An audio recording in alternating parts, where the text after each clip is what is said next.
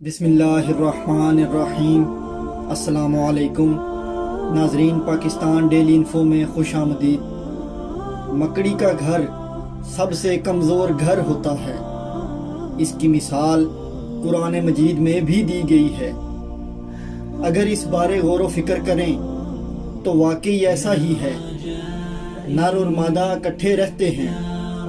جب بچے پیدا ہوتے ہیں تو بچے دینے والی مادہ اپنے نر کو مار دیتی ہے۔ جب بچے پل کر بڑے ہو جاتے ہیں تو وہ اپنی ماں کو مار کر گھر سے باہر پھینک دیتے ہیں۔ یہ ان کی فطرت ہے کہ ان کے دل تنگ ہیں۔ جب ایک دوسرے کی ضرورت محسوس نہیں کرتے تو مار دیتے ہیں۔ دنیا کی مثال بھی ایسی ہی ہے۔ بے فیض رشتوں کو بوجھ سمجھا جاتا ہے۔ پھر ہمارے گھروں میں انا کا راج بھی ہے۔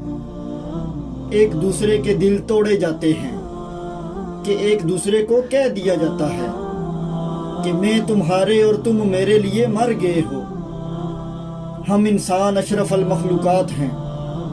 ہمیں تو محبت و خلوص اور دل میں وسعت پیدا کرنی چاہیے۔ دل اتنا چھوٹا نہیں کرنا چاہیے کہ دوسروں کے لیے جگہ ہی نہ ہو۔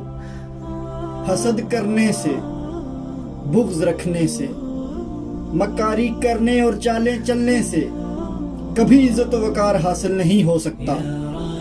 اللہ رب العزت ہی خالق، مالک اور رازق ہے، اور وہی عبادت کے لائق ہے۔ انسان غفلت میں پڑے رہ کر اپنی زندگی ضائع کر دیتا ہے۔ بے فیض انسان دھرتی پر بوجھ ہوتا ہے اور آس پاس کے لوگوں کے لیے آزمائش کا باعث بنتا ہے۔ دعا ہے اللہ رب العزت ہم سب کو نیکی کے کام کرنے کی توفیق عطا فرمائے۔